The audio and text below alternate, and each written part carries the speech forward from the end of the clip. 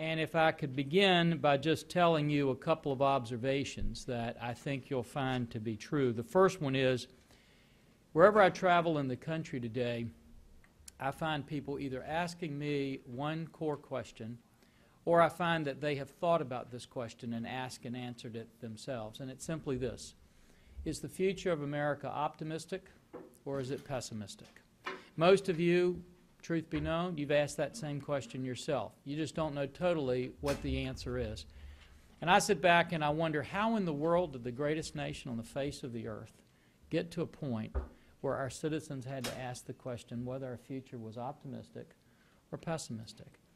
I think in large measure that answer may be asked and answered for us literally in the next several weeks in what we determine that we're going to do with the national defense of this country.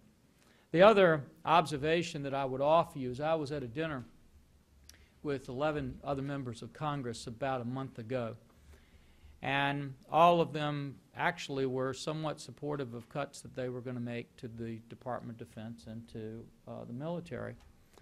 And it came to me and they looked and they said, "What do you think?" And I started reeling off to them what it was going to mean to defense. And literally to say they were like deer caught in the headlight would be an understatement, but one of them, dear friend of mine, looked at me and he said, "Randy, we thought somebody was looking after all of this and making sure it didn't happen." Now that would be comical, but I will tell you, every single day I will have a member of Congress or some American somewhere or an admiral or a general who sits down beside me and says, "We thought somebody was looking over all of this." They think somehow magically there's a room with all these computers in it and all these great thinkers and somebody sitting around and saying, "You can play all you want out there, but once it gets to destroying the defense of the country, somebody's going to push a button and say, 'No, you can't go past that.'" And when they finally realize that's not true, it horrifies them as it horrifies me every single night. Because if we head down the road we're heading down now, I would suggest to you that we're going to wake up and say, "I thought somebody would have the sense to look at all of this and not allow this to happen." If you look at the cuts that we see that are on the horizon, the Armed Services Committee staff has done a tremendous job over the last 6 weeks in trying to compile data that we just can't get. I mean, it's very difficult to get it. And I'm going to just give you in the 2 or 3 minutes that I've got just kind of a couple of those pictures, and then want to tell you something that I think we can do in the next several weeks to help turn this around. If these cuts go through that we're looking at, now let me back up before I do that and tell you one other thing. If I were going in a department store to buy a gift for somebody, it would make sense that before I walked in I would say, "How much money do I want to spend on this gift?" And then I'd walk in and I'd try to look at gifts that would match that budget that I had set for myself. That's if I was buying a gift for somebody. But if I was trying to defend a nation, it's kind of foolish for me to use the same approach that I would use to buy a gift. If I'm trying to defend a nation, I better start with a strategy and say, what's the strategy I need to defend this country? What do I have to defend the country? And then I better go find the resources to do that, or at least ask this question: what's the risk that I assume if I don't do it?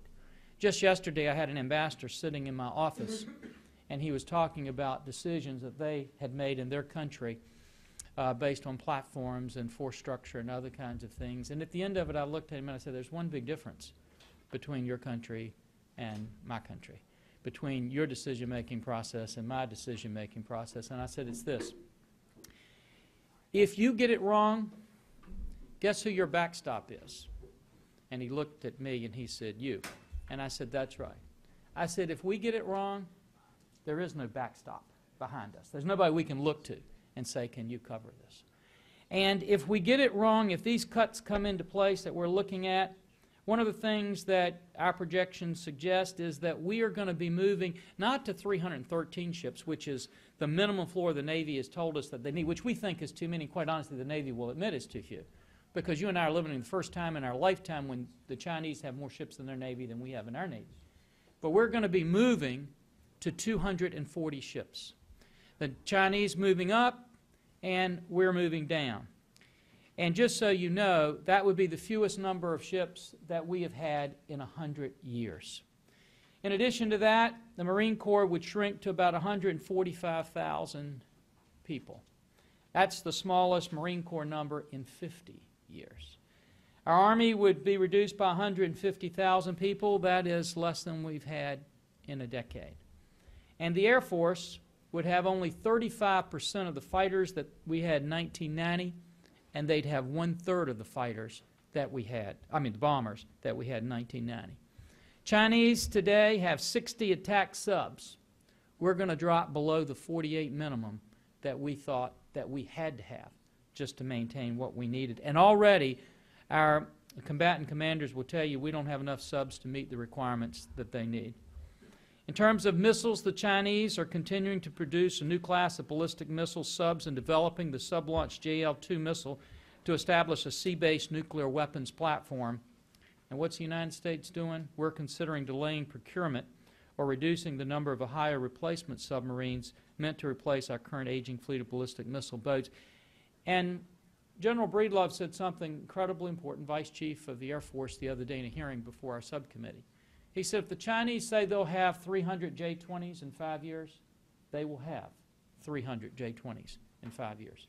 If we say we're going to have 150 F-22s, we might get 30, and then we'll shut down the production line. For surface ships, China acquired 2 next-generation guided missile destroyers last year alone, and they've got more under construction. And what are we doing? We're considering retiring some of our highly capable Ticonderoga-class cruisers. China launched its first carrier, and what are we doing? We are delaying one of ours, and perhaps with these cuts we'll have to eliminate 2 entire carrier groups, not just carriers. But let's look just from a selfish economic point of view if we didn't do any more.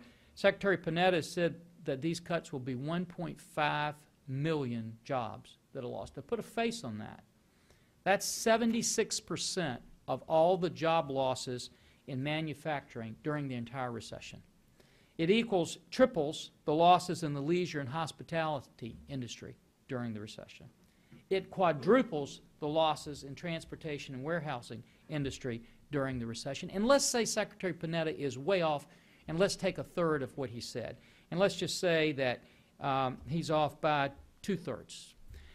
If that's the case, and he's off by 2/3, and we take the absolute lowest amount possible of job losses this is going to be, it will still equal all of the unemployed people in West Virginia, New Mexico, Maine, Nebraska, Montana, Hawaii, New Hampshire, Delaware, Alaska, South Dakota, Vermont, Wyoming, and North Dakota combined.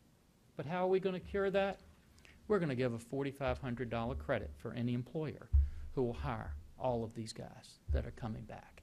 And you look at the employers and they just laugh at you and say, do you really think we're going to spend $40,000 or $50,000 to hire somebody because you give us $4,500? We will be eliminating more jobs than all those lost during the 6 worst months of 2010. And for our military, and wrapping up, let me just tell you what it means for them. 13% of our war fighters will be pink-slipped. 1 in 4 defense civilians will be pink-slipped.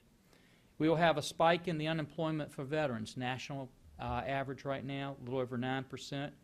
But for Iraq and Afghanistan veterans, it's 22% already.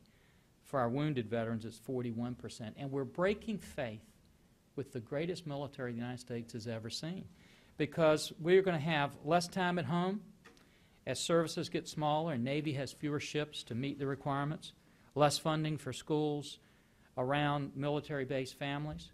They're going to have increased grocery bills as we see savings at commissary slashed to 15%, cuts to morale, welfare, and recreation funding.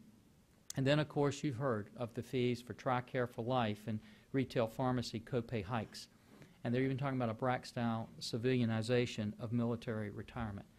Now, I give you all that, and I'm going to wrap up, but I just want to tell you this. When you ask that core question, is the future of America optimistic or pessimistic? I never like to quote these guys, but sometimes they're right. And the Chinese defense minister said last year something that we better pay attention to. He said, for China to be great, They've got to have a strong economy and a strong military, and they can't have one without the other. I would suggest to you, for America to be great, we've got to have a strong economy and a strong military. We begin to unravel one, and we begin to unravel the other. Now, is there anything we can do? Do we just sit back and wring our hands? Well, let me just suggest to you there is something we can do. We will have a resolution. It's called Strong Defense, Strong America. All of the subcommittee chairmen for the Armed Services Committee has endorsed this resolution today. We will be moving it on the floor to try to get signatures on it and try to get it brought up before the Armed Services Committee, which the chairman has said he's going to do as quickly as possible, and then bring it to the floor. And it basically says this. It recounts how important defense is for the United States of America, and if I could just paraphrase, it says enough is enough. No more cuts to the military. We cannot balance this crisis on their backs.